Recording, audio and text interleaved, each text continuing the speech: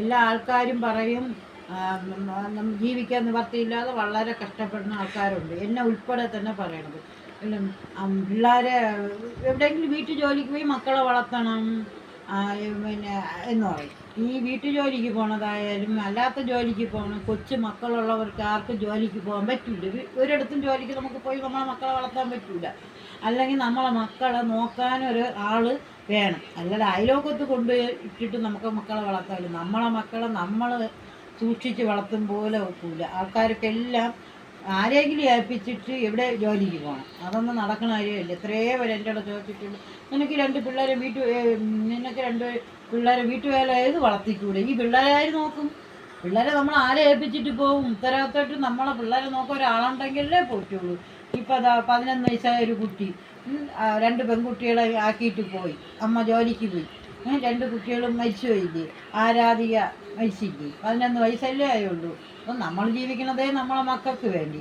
അപ്പം നമ്മൾ ആ കുട്ടികളെ നമ്മൾ ആരെ ഏൽപ്പിക്കാതെ നമ്മളാക്കിയിട്ട് പോയാൽ അതിലൊക്കത്തൊരു നോക്കും, അവർ നോക്കി ഇവർ. നമ്മളെ മക്കളെ നമ്മൾ തന്നെ നോക്കണം, ആരും നോക്കില്ല.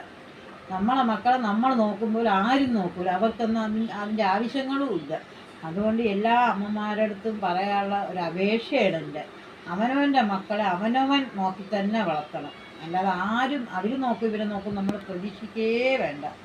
അതുകൊണ്ട് എല്ലാവരും പറയും വേല ചെയ്ത് വളർത്തിക്കൂടെ, അങ്ങനെ ചെയ്തുകൂടെയെങ്കിൽ. പക്ഷെ അതൊന്നും എല്ലാവർക്കും പറയാം, ആർക്കെന്തൊരു പറഞ്ഞുകൂടാ. എല്ലാവർക്കും അവരവരെ വായി തോന്നുന്ന എല്ലാം പറയും. പക്ഷെ നമ്മളെ മക്കളെ നമ്മൾ തന്നെ വളർത്തണം. അല്ലെങ്കിൽ അവരെ അമ്മൂമ്മമാരാ അപ്പൂപ്പന്മാരാ ഉത്തരവാദിത്തപ്പെട്ട ആരെങ്കിലും നമ്മളെ കുട്ടികളെ നമ്മൾ ഏൽപ്പിച്ചിട്ടേ ജോലിക്ക് പോകാവൂ. ഇല്ലെങ്കിൽ കൊച്ചുങ്ങൾക്ക് ഇപ്പം ആരാധികയ്ക്ക് സംഭവിച്ചത് തന്നെ നമ്മളെ മക്കൾക്കും വരാം. അതുകൊണ്ട് ഒരിക്കലും കുട്ടികളെ നമ്മൾ ആരെ ഏൽപ്പിക്കുകയും ചെയ്യല്. നമുക്ക് ജോലിക്ക് പോകണമെങ്കിൽ നമ്മളെ മക്കളെ നമ്മൾ സൂക്ഷിക്കണം. ഒരുപാട് പേര് എൻ്റെ കൂടെ ചോദിച്ചിട്ട്, നിനക്ക് വീട്ടുവേലയ്ക്ക് പൊക്കൂടെ, നിനക്ക് അത് ചെയ്തു. ഞാൻ ആരെ ഏൽപ്പിച്ചിട്ട് പോകും? എൻ്റെ കൊച്ചുങ്ങളെ ആരും നോക്കാനില്ല എൻ്റെ മക്കൾ. അതുകൊണ്ട് ഞാൻ എൻ്റെ വഴി തിരഞ്ഞെടുത്ത് ഞാൻ ജീവിച്ചെന്ന് പോയി. അല്ലാതെ എല്ലാവർക്കും എന്നെ കുറ്റം പറയാൻ ഒരുപാട് ആൾക്കാരുണ്ട്, എന്നെ ഇഷ്ടംപോലെ കുറ്റം പറഞ്ഞ ആൾക്കാരേ ഉള്ളൂ. പക്ഷേ ഈ കുട്ടികളെ ആര് നോക്കും? ആർക്കും നോക്കാൻ പറ്റില്ല, ആരും നോക്കുകയും ഇല്ല. അതുകൊണ്ട് എല്ലാവരും അവരവരെ വായി തോന്നുന്ന എല്ലാ അനാവശ്യങ്ങളും പറയും. നമ്മളെ വഴിക്ക് പോയാൽ നമ്മളെ മക്കളെ ആര് നോക്കും? ആ കൊച്ച് അന്യായമായിട്ട് 11 വയസ്സായ കൊച്ച് പോയില്ലേ? അതുകൊണ്ട് ദയവ് ചെയ്ത് ഒരു മനുഷ്യരെ ഏൽപ്പിച്ചിട്ട് പോവല്ല, നമ്മളെ മക്കളെ നമ്മൾ നോക്കണം.